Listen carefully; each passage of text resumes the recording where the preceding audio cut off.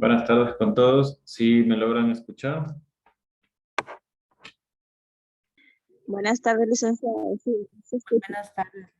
Buenas tardes. Ya, comenzamos. Hoy día es nuestra última clase en cuanto a enfermería, el cuidado de la mujer y el neonato. Vamos a hablar sobre un pequeño resumen, se podría decir, de todo lo que se encuentra en la unidad sobre la clase que hemos visto, ¿sí? Hablábamos sobre la historia de la... Perdón, ahí sí. De la parte de la materno-infantil. Nosotros hablamos sobre historia en materno-infantil, sobre los inicios, sobre cómo inició esta materia como tal.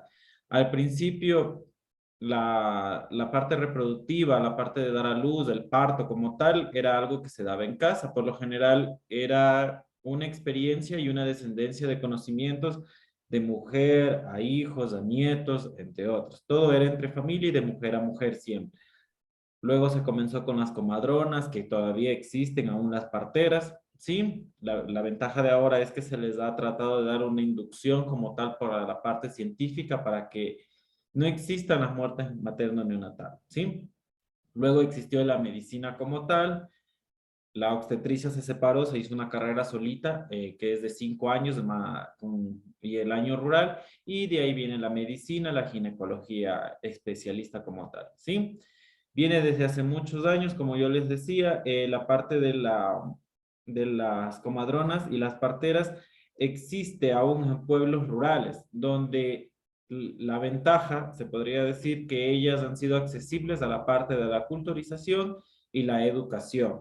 Ellas ya cuentan en su mayoría, no puedo decir todas, con certificados, con cursos, entre otras cosas. No con un título profesional, pero se les ha tratado de inducir a que se actualicen porque en la parte más que nada indígena del oriente y zonas como les explicaba, hay gente y comunidades que son muy reacias aún a buscar como tal a la parte de la ciudad. Ellos tienen sus creencias, sus costumbres, más aún en las zonas donde hay estos tipos de comunidades como la Tarahumara y entre otras cosas, ellos todavía tienen esas culturas, tienen todavía esas costumbres de que si no pare con la comadrona, con la partera de la comunidad, no tienen al bebé y punto. Entonces esto se vino a dar hace más o menos, hace unos, a ver, son unos 8, 13 a 14 años más o menos desde que comenzó el gobierno de Rafael Correa, donde comenzaron a implementar todo este tipo de situaciones con cuanto a las comadronas y a las parteras, que fue un amplio estudio y amplio conocimiento y amplias estrategias para poder llegar, con lo cual se ha mejorado mucho. Se implementó el COIT, que es el Código Orgánico Integral Penal, para que disminuyan las muertes materno-neonatal, todo lo que tiene que ver con asociaciones del embarazo como tal, ¿sí?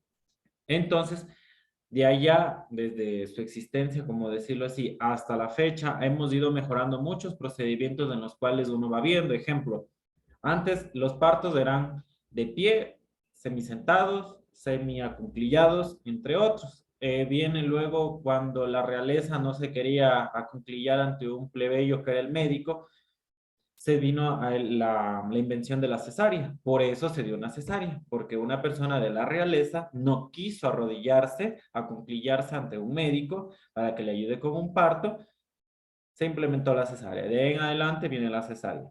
Ya sabemos que la cesárea nos ayuda a evitar muchísimas complicaciones durante el parto por cualquier anomalía. Ya hablamos sobre las distocias, que ya vamos a ver nuevamente a nombrarlas. Nos mejoró. Entonces, ese es un leve resumen sobre cuánto de la historia de la parte de gineco materno y la parte neonatal. ¿Sí? Existe la anatomía reproductiva. Nosotros ya en la ventaja, como yo siempre les he dicho, la parte de enfermería, el 80%, 90% es estudiado por el gremio de las mujeres. Siempre ha sido así y continuamos así. Hemos ido quitando espacios, se podría decir, somos bastantes hombres ya, pero aún persiste la parte del género femenino. Entonces, en esta parte de la anatomía femenina es una parte muy buena en cuanto al estudio porque ustedes conocen su órgano reproductor, pero aún así existe tal vez el desconocimiento. Tenemos que estudiar bien que una cosa es el canal vaginal, otra cosa es el canal urinario. Existen muchas dudas y aún la ignorancia de nuestras pacientes Porque les pongo un ejemplo, existe la cirugía de la histerectomía, que es el retiro del útero, por cualquier enfermedad, cualquier anomalía que se encuentren, ya sea miomas, cáncer, entre otras cosas. Y ellos dicen, ¿y entonces por dónde voy a orinar? Entonces uno se les debe explicar porque esa es la parte de enfermería, la parte del apoyo emocional, la parte de, como yo digo, si nosotros no curamos, nosotros acompañamos, ¿sí? Porque el que da el tratamiento y el que da la indicación es el médico, pero la parte administrativa del medicamento, la parte de los cuidados de enfermería, somos nosotros. Entonces ahí viene la parte científica de nosotros que es acompañada con la parte asistencial y la parte de nuestro consejo y nuestra, se podría decir, educación al paciente. Como yo, algunos ya hablé con ustedes en la parte de farmacología, siempre es bueno educar al paciente, siempre es bueno. Claro que tengo que estar seguro de lo que estoy hablando y si no sé, pues busco a alguien con más experiencia, ¿sí? O como siempre les decía, leemos. Esa es la parte de nuestra autoeducación. Entonces, la parte reproductora femenina, como les digo, es una parte muy conocida entre ustedes y la parte de los hombres que no conocemos, tal vez porque en anatomía no nos dieron en la parte del colegio, en la escuela, tenemos que aprender a leer y autoeducarnos. Entonces, en esta parte ya conocemos que nuestra fecundación, nuestra parte de la formación para poder tener un bebé, viene de la parte reproductora tanto masculina como femenina. ¿Dónde se originan? Se originan en los ovarios, vienen los óvulos, luego del óvulo de todo el procedimiento que viene del espermatogona y todo que viene mezclado con el espermatozoide, se forma la fecundación, se va hacia el fondo del útero, dependiendo de dónde sea la implantación, eso en mayoría donde se encuentra ahí, y comienza el proceso de embarazo como tal, ¿sí? Esa es la parte reproductiva como tal. La parte fisiológica y sus funciones, ya sabemos que el aparato reproductor femenino está conformado por los ovarios, las trompas de falopio, el útero como tal, el canal, el cuello del útero, la vagina, ¿sí? Y tenemos que conocer, como yo les decía, de manera junta, no unido, la vejiga y el canal urinario, ¿sí? Entonces, es una de las dudas muy comunes y es una de las partes muy asociadas a la parte del conocimiento, desconocimiento de la mujer. Nosotros tenemos que saber que es una cosa, es donde ingresa y donde va a ser el producto de la reproducción femenina, perdón, reproducción humana, donde va a formarse el feto, el embrión, y donde va a realizar su actividad funcional, que es la orina. Sí, está junto, pero no es pegado, no es lo mismo. Pueden por enfermedades adherirse, entre otras circunstancias, pero no es lo mismo. ¿Sí? Entonces, igual, cuando vienen los procesos anormales, que son infecciones, que son secreciones, otro tipo de cosas, nosotros tenemos que educar. Ejemplo, si le mandan unos óvulos, la parte de enfermería netamente, que son los cuidados de nosotros, nosotros tenemos que saber decirle que es en el conducto vaginal, porque la vagina como tal tiene su parte uretral y su parte vaginal. Entonces, los óvulos van en la parte vaginal. Si nosotros vamos a poner una sonda vesical, que sabemos que ayuda a orinar, entonces sabemos que va a ir en el conducto uretral, porque queremos que orine la paciente, ¿sí? Entonces, son actividades específicas de enfermería que nosotros tenemos que conocer. Igual, si nosotros vamos a decirle a una paciente que está con la sonda vesical, le han puesto, ya lleva 12 horas y no orina, nosotros tenemos que ver que esa sonda esté bien colocada, porque a veces están mal colocadas, ¿sí? Entonces son cuidados específicos de enfermería que ustedes hasta un deber le mandaron, que vi en sus talleres del aparato reproductor femenino. Y en la parte del reproductor masculino es como que una parte más fácil, no nos podemos equivocarse, podría decir, el meato urinario está afuera, el glande, el cuerpo como tal del pene, los testículos y la parte interna que es la vejiga y la próstata. Muy parte común, una también de las dificultades y de la ignorancia como tal de nuestros pacientes es en esta parte de la prostatitis. Cuando existe el cáncer de próstata o la extracción de la próstata por cualquier anomalía, no necesariamente por cáncer, sino solo por inflamación, existe el miedo o el desconocimiento de que el paciente diga, si es que yo me hago atender y me van a sacar la próstata, yo no voy a tener actividad sexual. La próstata ayuda como tal, pero no es el 100% de responsable para la actividad sexual. Es parte de, pero no es el único responsable. Entonces la parte de enfermería también aconsejar que no podemos, de porque yo ya tengo 50 años, estoy con dolor en una parte que tal vez es característica de la próstata, y el miedo o el desconocimiento del paciente o la vergüenza que dicen, no, es que me van a decir que yo estoy viejo, me van a decir que yo ya no tengo actividad sexual o bla, bla, bla, bla, bla, nosotros tenemos que aconsejar que es para evitar enfermedades. Si nosotros sabemos que la próstata está debajo de la vejiga del hombre, del aparato reproductor masculino, sabemos que si hay una, tal vez, vamos a asociar, aumentan los deseos de orinar, o voy a orinar poquito a poquito, antes yo orinaba 5 veces al día, ahora estoy orinando 5 veces solo en la mañana. Puedo asociar a una enfermedad de diabetes que se asocia muchísimo, o puedo asociar a que yo ya estoy con problemas de próstata. ¿Por qué? Porque la próstata, como está justo en el canal de la uretra, ¿sí? Y arriba está la vejiga, cuando la uretra, perdón, cuando la próstata se inflama, comprime ese canal. Entonces, al momento de comprimir, la vejiga no se puede vaciar de manera regular y lo que hace es aumentar la frecuencia de orinar, que se llama poliacuria, ¿sí? Entonces, nosotros tenemos que aconsejar, si ya vemos que un paciente tiene más de 50 años, familiar, conocido, lo que sea suyo, le dice que está con esa dificultad porque usted es la enfermera, usted es auxiliar, usted es tecnólogo, usted es médico, usted ha estudiado, lo que sea, usted tiene que esa parte aconsejar, verás, en la parte de salud, en lo que yo estudié anatomía, la próstata está debajo de la vejiga, tal vez a tu edad estés teniendo algún problema de próstata, es normal, ¿por qué? Porque manejas de chofer, pasas de lugares mucho tiempo parado, tu dieta no es normal, estás con sobrepeso, entre otras cosas, ¿sí?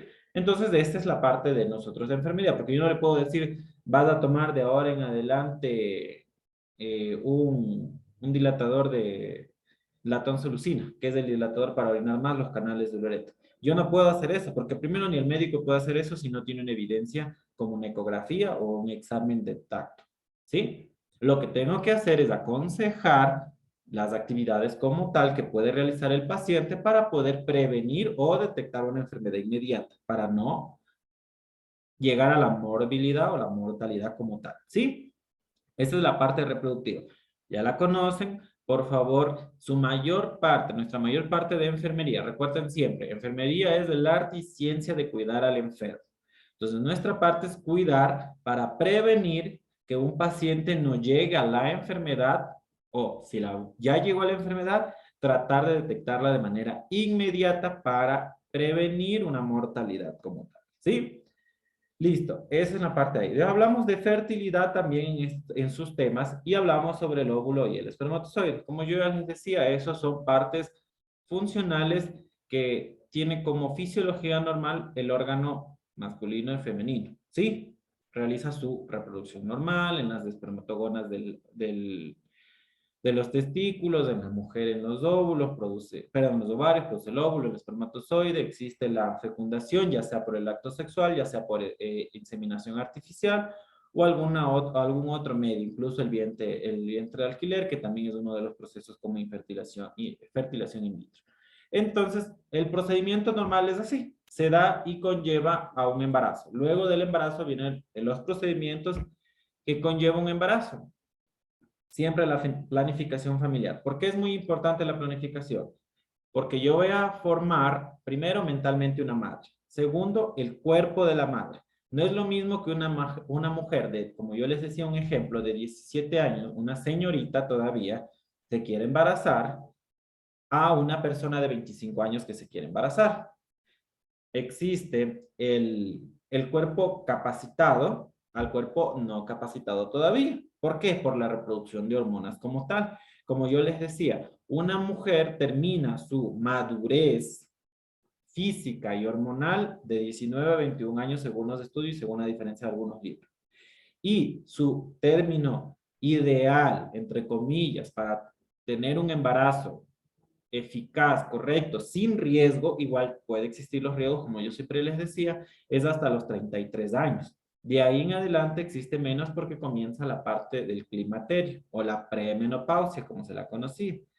No puede pasar las mismas situaciones en todas las mujeres, pero existen los estudios y los riesgos de cada una, dos mujeres, de cada 10 mujeres, esa posibilidad de 35 a 40 años, hay un riesgo de tal enfermedad, de tal enfermedad, de tal cosa. Entonces, Ese es nuestro promedio. Si existe la planificación familiar, nosotros aconsejamos a que se termine de madurar, que se empiece a tomar medicamentos como el ácido fólico para evitar, se podría decir, malformaciones en la parte del tubo, de la médula espinal, malformaciones como las otras que vienen de la parte central, que es las que más se pueden prevenir siempre y cuando esté planificado y tomando las vitaminas correctas, asociada a una buena nutrición, un buen ejercicio, entre otros, ¿sí? Las etapas del embarazo como tal existe desde la parte, desde la fecundación, ¿sí? Cuando viene la meiosis, que vienen los procesos de división, la mitosis, entre otros todos los procesos como tales. Nosotros hacemos meiosis cuando estamos formándonos. Existe el embarazo, viene la mórula, se implanta, se sigue reproduciendo, comienza con el embrión, luego la formación del feto, entre otros tipos de pasos que es la formación como tal del bebé, ¿sí? En todos los procesos del embarazo, en cada trimestre va a haber formación. En el primer trimestre se está formando parte del órgano que es uno de los principales que se forma es el corazón, el sistema vascular, comienza luego el segundo trimestre, comienzan los órganos, viene el cerebro, vienen los pulmones, los intestinos y en el último trimestre viene la parte externa que es el peritoneo, la piel, uñas, entre otro tipo de cosas, entre los ojitos y demás cosas. Entonces todo existe un proceso como tal. Es por eso es que es muy importante las ecografías, por lo mínimo una por trimestre, para nosotros ir verificando si hay alguna anomalía como tal. ¿Por qué?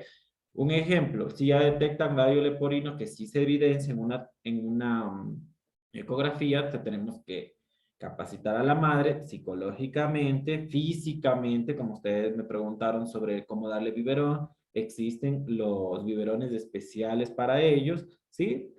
Existen los procedimientos que a partir de esta edad hasta que llegue a cumplir cierto peso ya se puede realizar la cirugía para la reconstrucción de su parte, ya sea si es solo labio leporino, paladar hendido, de acuerdo a la cirugía que se tenga que hacer, se lo va preparando al bebé, ¿sí? Y a la madre continuamente, ¿no?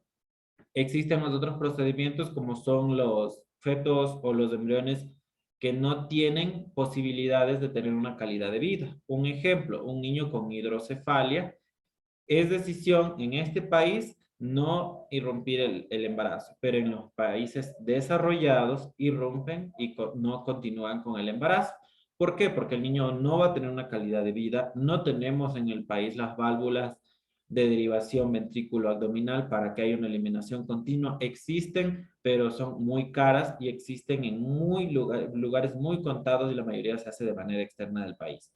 Otro, cuando el niño viene con hidroanencefalia, que es líquido en vez del cerebro, cortan el embarazo para no continuar con la vida del niño, porque el niño va a morir, no tiene posibilidades de vida, entre otros tipos de cosas que se pueden detectar según los trimestres de embarazo, ¿sí? Existen estudios intraabdominales del líquido amniótico, del bebé como tal, si lo ven alguna anomalía estudien. Por lo general, como vimos en un país súper subdesarrollado, son muy costosos o casi no se hacen en este país, pero existen los procedimientos y los estudios como tal. Toda la etapa de embarazo tiene que ver un control mensual y luego del séptimo mes de embarazo que existe el riesgo de un parto prematuro o un aborto, aunque luego de un séptimo mes ya se consideran partos como tales, no abortos, se tiene que controlar aún más porque existe el riesgo de un parto prematuro, como les decía, y tendríamos que inducir al bebé a la formación de los pulmones, del surfactante de la parte pulmonar, entre otro tipo de situaciones, ¿sí? Y también de acuerdo al peso, a la condición de la madre, a la condición del bebé, derivar hacia un hospital tal vez de amplia especialidad, como los hospitales grandes, que es Eugenio Espejo, Carlos de Andrade Marín, entre otros tipos de hospitales que tenemos y el Baco Ortiz como tal, ¿sí? El bebé tendría que ser, ¿sí? O la maternidad, que es la especialista para este tipo de partos.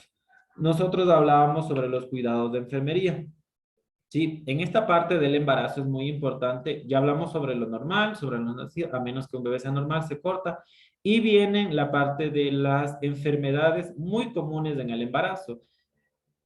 La parte de nosotros de los cuidados de enfermería. Cuando llega una embarazada, existen muchos protocolos o muchos procesos. Ahora se hace un test para valorar el riesgo materno neonatal, ¿sí?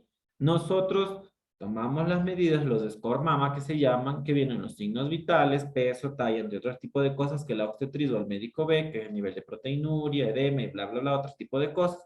Pero la parte de enfermería, ¿qué es? Medidas antropométricas. ¿Cómo nosotros calculamos eso? Ya sabemos. Peso, talla. Luego de las medidas antropométricas vienen nuestros signos vitales.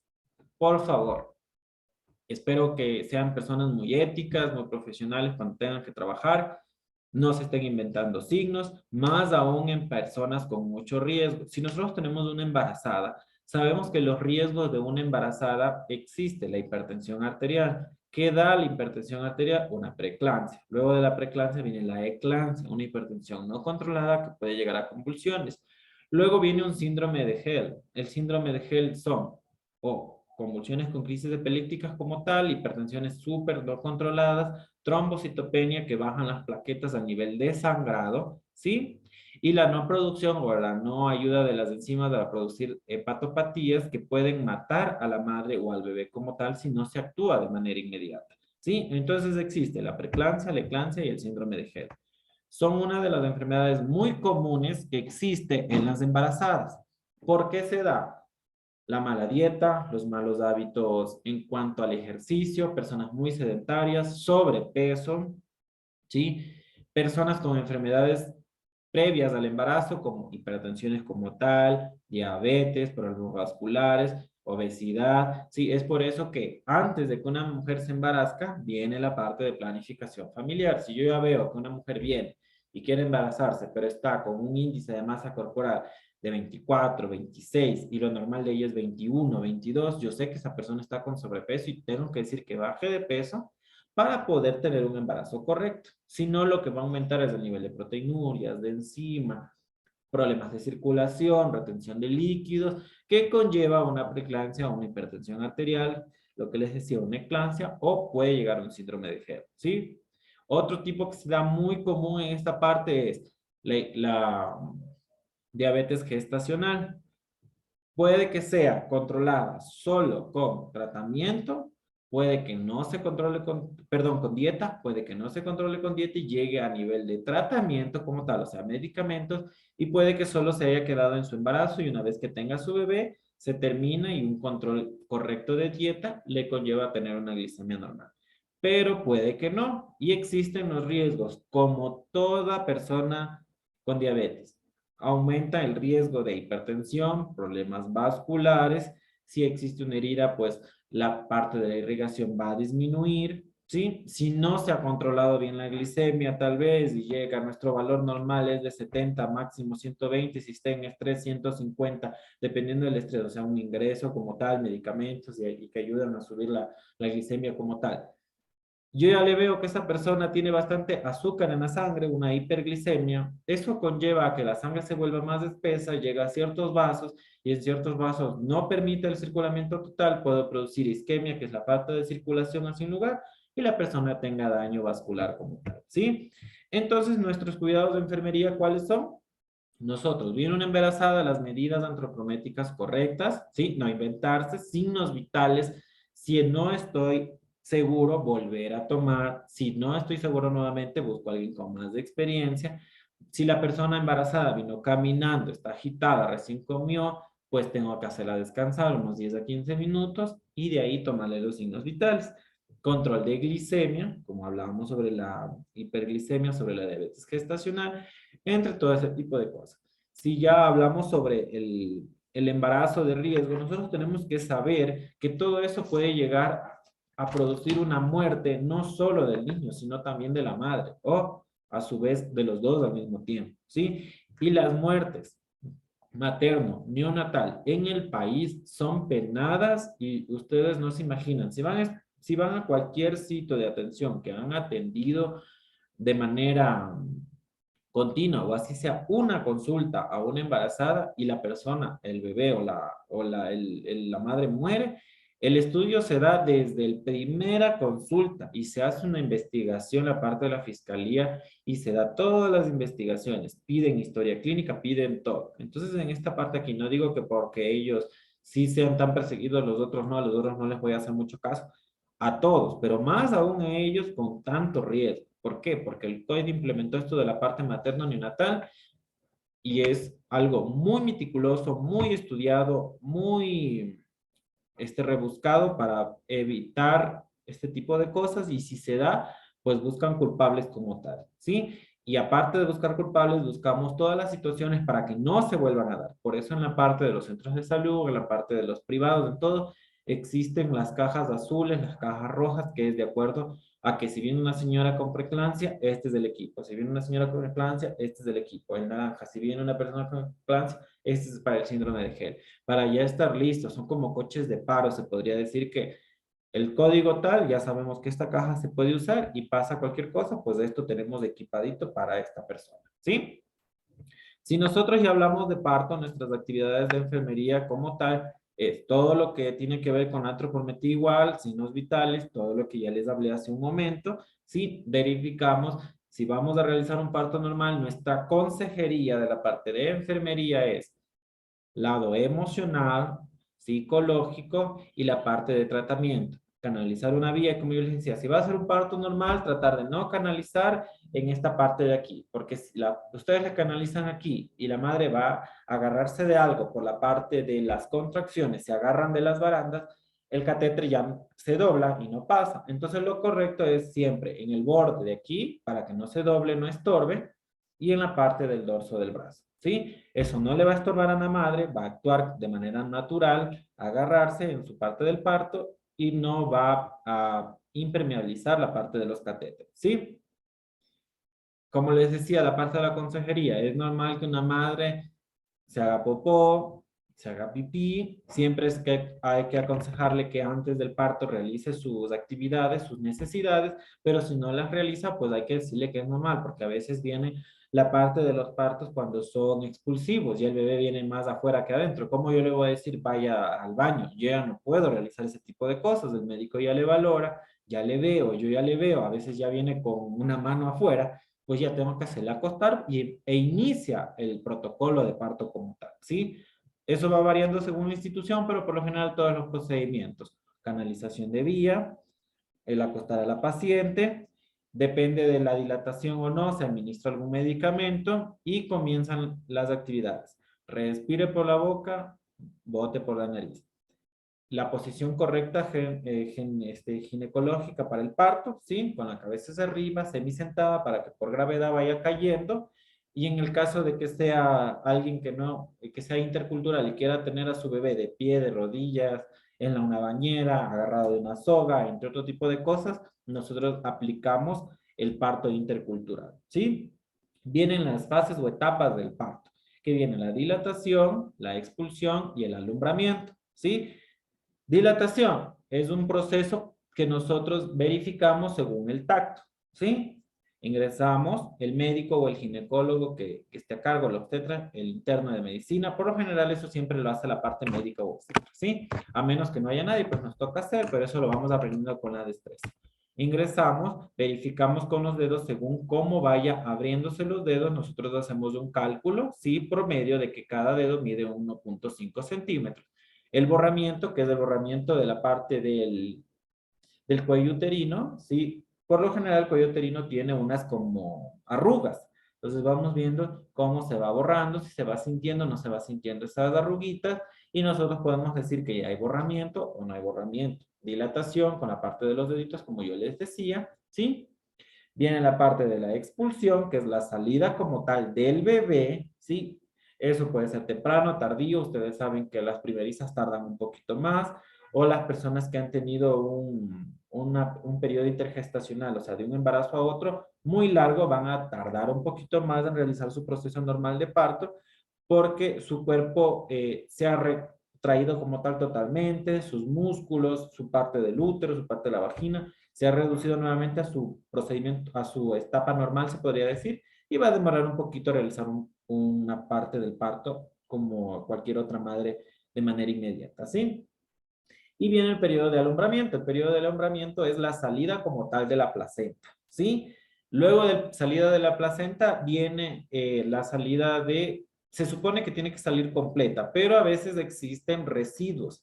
Una vez que sale la placenta, ¿sí? El médico, el ginecólogo, la obstetra, quien sea, realiza el proceso de pinzamiento para cortar. Cuando ya ha salido la placenta, verifican de manera manual, ¿sí? No ingresando obvio toda la mano, sino ingresando los deditos, la parte que no queden residuos como tal.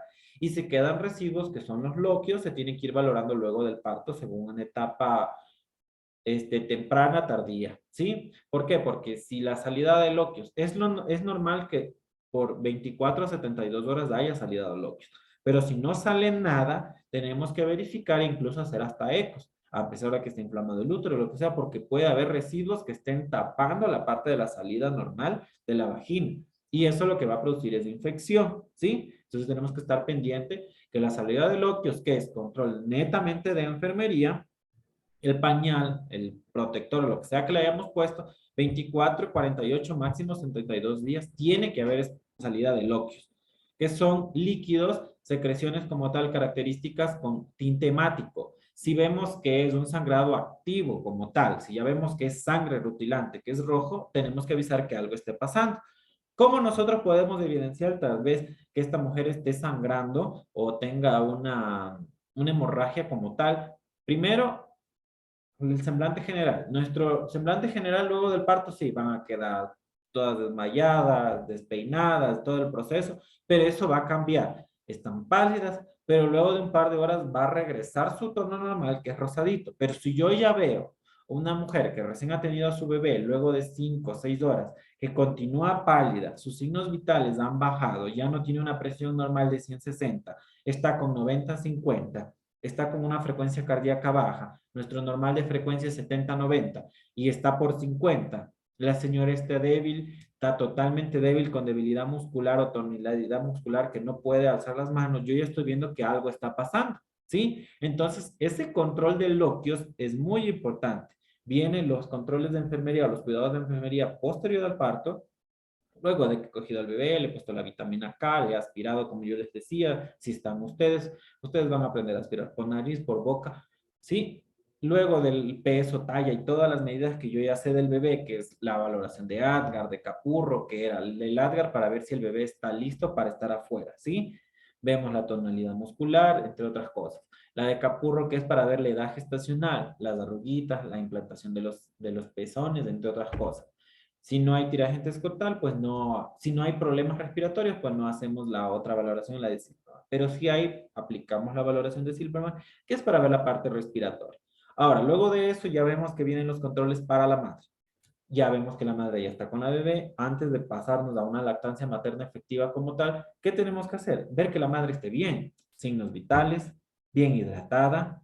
Tenemos que verificar que no esté sangrando, ¿sí? Porque es muy importante. Hay atonías uterinas. O sea, las atonías uterinas son, el útero por lo general queda así y tiene que ir empezando a disminuir como tal su proceso normal, ¿sí? Y como yo les decía, existe la salida de todo lo que tiene que ver con la placenta. Y es normal que en 72 horas se produzca eso. Pero si yo veo que no sale o sale mucho, yo estoy viendo que hay un proceso anormal y que tengo que hacer. Avisarle al médico quien esté a cargo en ese momento. ¿Sí? Porque como puede ser un ejemplo, yo tomo una presión a la embarazada que va a dar a luz, sí, que ya está en proceso de, todavía no de parto, pero que ya vino para el parto porque está dilatando, y veo una presión de 150-100, yo ya sé que algo está mal. Y tengo que controlar esa presión para ver si puede tener a su bebé de manera normal. Porque si no, una presión alta, están elevado la parte de la presión venosa, porque la presión arterial es la fuerza que ejerce la sangre en las paredes de las arterias y venas. ¿Yo qué voy a hacer? A producir un sangramiento. Entonces yo no puedo, por tomar al apuro o por inventarme con tal de completar, le pongo una presión normal, yo lo que hago es un riesgo de que la persona muera desangrada en ese momento. ¿Sí? Entonces los signos vitales son muy importantes, pre, durante y post. Y el cuidado del post, como yo les decía, si existe una atonía uterina, la persona va a sangrar, y si nosotros no actuamos de manera inmediata, la señora puede morir en la parte del parto pueden morir en el postquirúrgico, pueden morir en el quirófano, en otro tipo de circunstancias. Acuérdense que si no tenemos sangre, la sangre de nosotros transporta oxígeno. Si no tenemos oxígeno, pues nos morimos. Así de fácil. ¿Sí? Y si no tenemos sangre en nuestro sistema circulatorio, nuestro corazón se va a cansar de latir y va a detenerse. ¿Sí? Entonces existen todo este tipo de cosas que solo con los cuidados de enfermería podemos prevenir o detectar cualquier tipo de estas cosas. Así que muy importante en la parte de los cuidados de enfermería de una embarazada, como ya hablamos, los controles, medidas antropométricas, signos vitales, control de glicemias, ¿sí? Siempre verificando. Ustedes han de haber visto enfermería básica o si van a ver, los signos vitales se controlan. Al momento que llega un paciente tenemos que verificar que descanse de 5, 10 a máximo 15 minutos y no menos de 5 minutos para nosotros regular nuestros signos vitales. Porque puede haber venido caminando, corriendo, comiendo. Nosotros tenemos que hacer que se detenga, que repose, que su cuerpo esté en una actividad neutra y poder tomar los signos vitales. Eso hacemos con una embarazada. La glicemia igual. Si recién se acaba de comer un dulce y ella nos dice, me vine tomando un vaso de cola por lo que sea, porque le gusta, porque quiso tomárselo, lo que sea, tenemos que nosotros averiguar, porque si ya vemos, hacemos un control y sale 200 de glicemia y sabemos que el valor normal es de 70 a 120 y tal vez por un estrés a 150, tenemos que volver a controlar luego de 1 o 2 horas que ya su metabolismo normal tenía que haber actuado. Si luego de 1 o 2 horas no ha bajado y ha subido, nosotros ya sabemos que hay algún problema con la embarazada y puede ser una hiperglicemia o una diabetes gestacional, ¿sí? Ahora, como les hablaba sobre el parto, es muy importante las actividades, canalización de vía en los lugares donde yo le decía, controles de signos vitales, la parte de la consejería, la parte psicológica, la parte del tratamiento. Por favor, preguntar.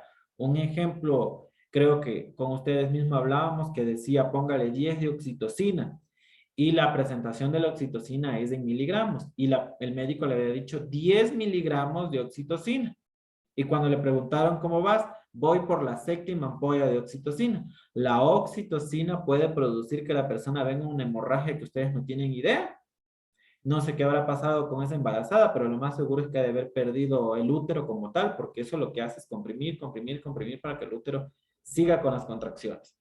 Entonces, mucho cuidado. Si yo no sé algo, por favor, pregunto, ¿sí? Si yo no sé algo, tengo que preguntar porque por miedo a cualquier, que me digan ignorante o tonto, lo que sea, prefiero quedar de ignorante y de tonto antes de que matar a alguien, ¿sí? Así que mucho cuidado con esta parte del tratamiento y de la farmacoterapia que le toque administrar. Ahora vamos a hablar sobre la parte del RN, del recién nacido. Como les decía, ya sale el bebé, ya hicimos a un lado los cuidados de la embarazada, de la parturienta, de todo lo que ha habido el proceso de parto como tal, ¿sí? Ahora vamos del RN. Apenas nace la valoración de ADGAR. Nosotros hacemos nuestra valoración de ADGAR, que es para ver que nuestro ambiente y el niño sean compatibles y se va a asociar de manera correcta. Puede ser por una edad gestacional corta, por un problema de atonía, al momento que nació no lloró, entre otros tipos de cosas. Pero tenemos que valorarlo al momento que nace, a los 5 minutos y a los 10 minutos. ¿Nosotros qué evidenciamos con esto? Que el bebé esté reactivo, que tenga buena fuerza muscular, que respire de manera correcta, que tenga una coloración por un cambio de oxígeno correcto, que esté rosadito, que llore, eso ayuda a ampliar a los pulmones, es normal, más bien un niño que no llore es algo anormal, no en todo su tiempo, porque hay niños vaguitos como tales que nacen sin llanto, pero necesitamos que esté rosadito, bien oxigenado por ende, ¿sí? Que tenga movilidad, que usted le haga los reflejos, se agarre de sus manitos, ¿sí? Entre otro tipo de cosas. La valoración de Adler como tal. Si ya sabemos que viene de menos de 7, ya algo está pasando. Peor de menos de 5, ese niño necesita oxígeno, terapia o cualquier otro tipo de cosas, ¿sí?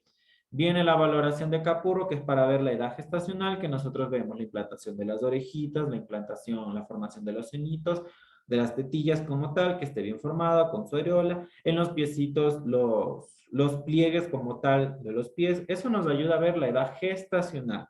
Dependiendo del cálculo que nosotros le hacemos, vemos si el niño está con una edad gestacional menor de 36, ya sabemos que ese niño necesita termorregulación para que no se enfríe, ya que no tiene suficiente tejido adiposo, no tiene suficiente masa como tal, porque no ha terminado su formación correcta, y tal vez vaya a necesitar cuidados especiales, ¿sí?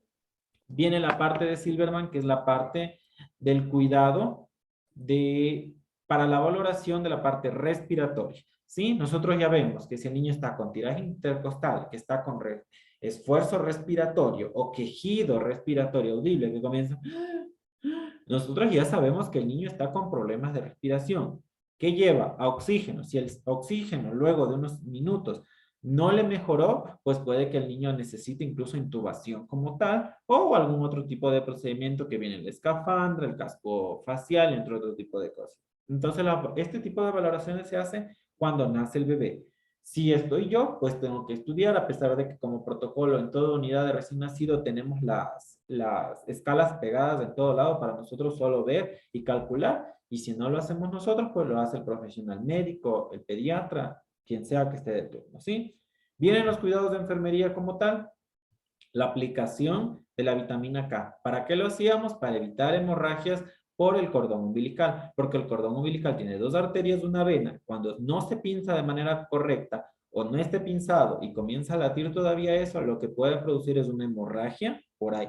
No nos hemos dado cuenta, no le valoramos, estaba tapado con el pañal. Cuando vamos a ver, el pañal manchado de sangre y empapado. Puede que pinte, está bien, pintar, pero no regar. Si ya está regando, quiere decir que no está pinzada de manera correcta, no colocamos la dosis tal vez de la vitamina K o no produce plaquetas del niño como tal y tenemos que evidenciar que eso no produce otra hemorragia, ¿sí?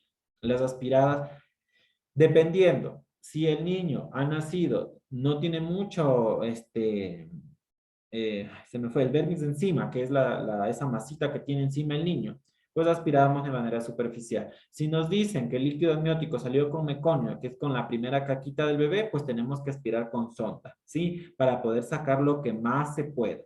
Es una técnica, hay que hacerla de manera cuidadosa, lubricándola, porque si no podemos dañar las mucosas de los niños. Y se hace por nariz y por boquita, ¿sí?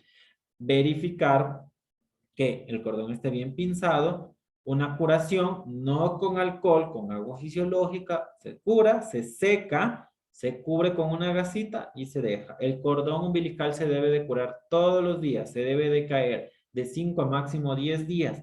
No se debe de humedecer el cordón umbilical. Si nosotros lo secamos con suero fisiológico el primer día porque ha venido sucio, lo que sea, lo tenemos que secar para que quede seco, para que no haya humedad, porque la humedad, acuérdense que atrae bacterias, atrae virus y no va a producir un proceso de cicatrización normal, ¿sí? Lo que hacemos es verificar todos los días. Si nosotros vemos secreción anormal, que apesta, huele feo, vemos una coloración diferente, nosotros visitamos a un médico. Si ya vemos que el procedimiento va normal, se está secando, se podría decir, porque eso se empieza a cicatrizar, se empieza a secar el cordón y se empieza a caer, tiene que ser del séptimo día, máximo el décimo día. Si se cae antes del séptimo día, tenemos que evidenciar que la parte de donde cayó el cordón umbilical, o sea, nuestro ombligo, no esté abierto, porque a veces se abre por cualquier tipo de circunstancia.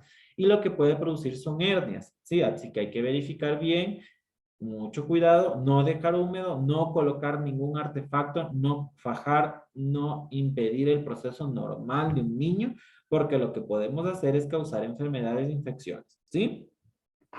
En la parte del ERN. De ahí viene, ya sabemos, los cuidados postnatales. Nuestros cuidados como tales es incentivar a que la madre le dé la lactancia materna. Recordemos siempre, la lactancia materna debe de ser exclusiva hasta los 6 meses de edad. O sea, solo leche, solo leche materna, solo el seno. ¿Sí? Si existe alguna enfermedad, si existe alguna medicina que está tomando la madre y está atravesando esta parte de la lactancia materna en la leche materna, pues el médico va a suspender la leche materna y el médico verá qué leche le aconseja o algo por el estilo. Pero hasta los 6 meses es exclusiva. Recuerden siempre que ninguna leche tiene hemoglobinas, tiene células, solo el seno materno. Entonces nosotros tenemos que producir que esa madre tenga ese incentivo de darle para poder fomentar a que un niño sea sano. Se han dado estudios y evidencias científicas que un niño que ha recibido seno materno hasta los 6 meses de manera exclusiva es un niño más sano, un niño con menos enfermedades, con menos alergia. Como me preguntaban, yo solo le di seno a mi niño, igual es alérgico, existen casos y casos. ¿sí? No podemos decir que cada 10 niños que le dieron solo seno no van a tener alergias. Todos somos un mundo diferente y podemos producir, así tengamos las mejores dietas y las mejores de alimentación. Pero existe el caso de que de cada 10 niños, los 9 niños han sido sanos. Entonces existe un alto índice y por eso yo tengo que aconsejar que ese índice siga creciendo y ese niño siga sano. Ventajas es gratis, una de las ventajas.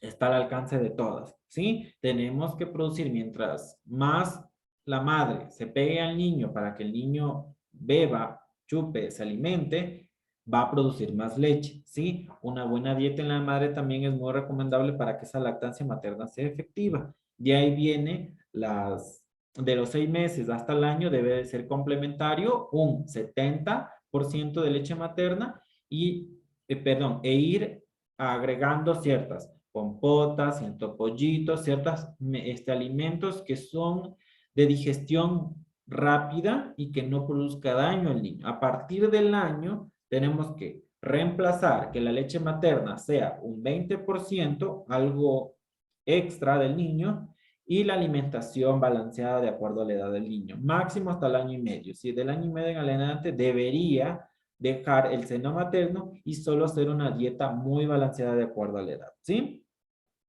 Comenzamos con los controles de los niños. ¿Por qué es muy importante el control de los niños? Si ya sabemos que el niño nació, tenemos que por lo menos una vez por mes llevarlo a la cita, ya sea por el médico general y si tiene alguna enfermedad como tal o algún riesgo, alguna anomalía o lo ven desnutrido, lo que sea, el pediatra. Si tienen la disponibilidad para que el pediatra siempre sea el que lo vea, ya sea por seguro, ya sea por ministerio, ya sea por manera particular, mucho mejor porque él es especialista encargado de estudiar a un niño. Un control mensual.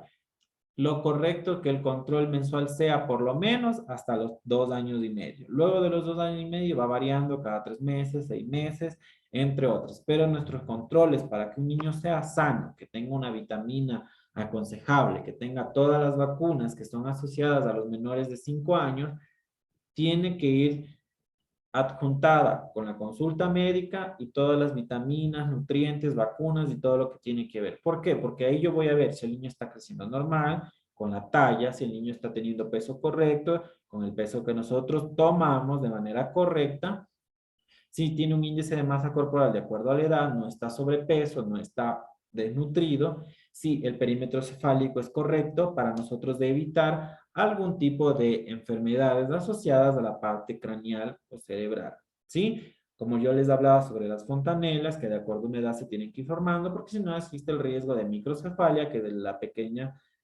bóveda craneana o macrocefalia, grandes bóvedas craneanas que pueden ser asociadas a cualquier tipo de enfermedad. Micro, un desarrollo interno con parálisis cerebral infantil se puede asociar. Y macro se puede asociar a una hidrocefalia como tal, o sea, líquido alrededor del cerebro, ¿sí? Existen los desarrollos de la parte hormonal cuando ya viene la adolescencia. Esto ya no habla sobre materno infantil, pero es muy importante porque hablamos sobre la parte maternal como tal. Si nosotros ya sabemos que una niña ya empieza con los periodos de 10, 11 años, ya sabemos que va a entrar a la parte de la pubertad, igual en el niño. Entonces es muy recomendable las visitas a los médicos como mínimo cada 3 meses para la parte social, psicológica, hormonal, del desarrollo, del crecimiento, porque si yo ya veo un niño chiquito, porque puede ser que los padres sean de estatura baja, yo ya le puedo aconsejar ciertas actividades como ciertos ejercicios, ciertas actividades de no solo de ejercicio físico, sino de ejercicio motriz, motor, para que el niño pueda crecer, ¿sí? Como les decía, asociando a que no sean de talla baja, porque si son de talla baja es muy complicado la estatura que aumente, ¿sí? Si nosotros vemos igual obesidad, esos son muchos riesgos. En esta parte de la adolescencia podemos detectar muchas enfermedades que no se ven, tal vez en la parte de la prepubertad, que es la parte infantil, y de los niños, como del síndrome de Turner, que es cuando las niñas no han desarrollado una parte de un cromosoma que no se evidencia antes. Las niñas por lo general no desarrollan la parte mamaria, el útero no es fértil, no van a menstruar, entre otro tipo de cosas, ¿sí? En la parte de los niños, pues pueden desarrollar que no generen suficientes hormonas y el niño se quede de una estatura baja en vez de tener un desarrollo normal de esa parte genito-urinario, a veces un testículo se queda de manera interna en uno de los conductos que antes de nacer por lo general el testículo baja y la evaluación de los controles de la anamnesis, del examen físico va a evidenciar este tipo de cosas, ¿sí? Y de la parte de la salud reproductiva como tal, porque existen las dudas, existen los miedos, de viene la educación sexual, que es muy importante. En este país no se da, pero es muy importante la consejería y la parte de la educación sexual. No que tiene que ver con la orientación sexual, sino la parte del cuidado y de la integridad, porque como hay muchas niñas o niños que no conocen, pueden ser manipulados de manera psicológica y ahí es cuando vienen los problemas, los embarazos prematuros, los embarazos adolescentes, las violaciones, entre otro tipo de cosas que nosotros tenemos que aconsejar. Si tal vez la madre o el padre no está capacitado, pues para eso son los controles con el médico y la atención mutua interpersonal con el profesional y el paciente, ¿sí? Venía hablando la última parte sobre los cuidados de la parte de la mujer en la menopausia o el periodo del climaterio. En esta parte de aquí hablaba sobre el periodo de cuando una mujer ya inicia la premenopausia. Recuerden siempre que el climaterio es la premenopausia, la menopausia como tal y la posmenopausia hasta los 65 años, que ya es el periodo de que una mujer ya no es fértil como tal. Existe este periodo de climaterio, ¿por qué? Porque inician los procesos premenopáusicos, que es cuando comienzan la disminución de la producción de las hormonas normales para una fecundación o una formación del feto normal. Viene la menopausia, que es la ausencia de la menstruación, de la menorrea, quiere decir que ya no van a producir óvulos para fecundar, y la posmenopausia, que es la ausencia total de la menstruación y de la formación como óvulos. Ya viene la introducción de muchas hormonas y en estos procesos existen los procesos psicológicos, sociales, ambientales que atacan en la parte social, que ya no se sienten seguras, en la parte psicológica se sienten afectadas porque piensan que su edad como tal o su periodo de vida funcional ya no existe y nuestra parte de enfermería, como cuidados de enfermería, es aconsejar, asociar, buscar profesionales médicos. ¿Por qué? Porque ya vienen los procesos, como les decía, uno de los síntomas más comunes, los calores. Si existen los calores, ellos ya van a saber que comienzan con la etapa de la premenopausia. Viene el descenso del deseo sexual, que existe en su gran parte, pero puede producir aumento, es un riesgo, es una cantidad mínima, pero más existe la ausencia del deseo sexual. La sequedad en el acto sexual. Viene el consejo de los lubricantes, ¿sí? La parte de la producción de hormonas que ya ayudan, que ya no van a ayudar a que la piel esté limpia, que esté intacta, que brille, que el cabello sea liso, que las uñas ya no se partan con facilidad. Nuestra parte de enfermería, llegas a cierta edad, es correcto que visites a un ginecólogo, ya no un médico general, porque él es el especialista de la parte ginecológica de la mujer, de la parte de la menopausia o de la obstetriz, que es especialista netamente en el aparato reproductor femenino, para que te aconseje ciertas actividades. Alimentos, antioxidantes, si va con el ginecólogo, pues hormonas como tal que ayuden a regularizar su proceso normal. Acuérdense que su cuerpo ya no es el mismo, ya no produce la misma cantidad de hormonas, va a cambiar, va a variar, la piel se va a estirar, entre otro tipo de cosas, y nuestra parte de consejería o de cuidados de enfermería viene ante todo eso, ¿sí? No es solamente que yo voy a tomar signos vitales y bueno, si me preguntas algo te aconsejo. Sí, pero en la parte emocional siempre es muy importante aconsejar siempre y cuando exista ese tipo de vínculo. Y si no existe, pues nosotros podemos ayudar o aconsejar a seguir ciertas pautas como tales, ¿sí? Eso, chicos, ha sido un resumen como tal de toda su clase, de toda, perdón, su unidad que tienen en la plataforma virtual. Si son dudas de los deberes, me escriben de manera interna porque ya tengo clases ahorita, ¿sí? Todo lo que me han preguntado les he ido contestando de acuerdo a lo que me han preguntado sobre los deberes. De los deberes, por favor, me preguntan de manera interna a mi teléfono. Ahorita les vuelvo a dejar mi contacto para que por favor me escriban nomás, porque ya tengo otra clase y después nos atrasamos con la otra clase, ¿sí? Ahí les dejo mi número. Por favor, me escriben todo lo que tenga que ver con la materia, sobre los talleres. Yo estoy dispuesto a contestar.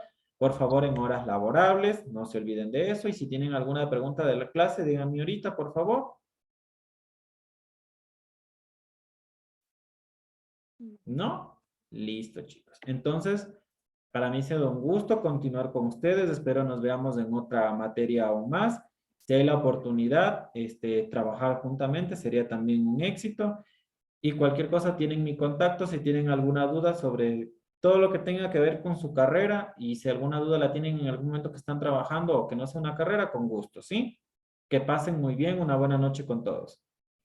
Muy Gracias, amable, profe. licenciado. Muchas gracias. Que esté bien. Gracias, Licen. Igualmente, chicos, buenas Licen. noches.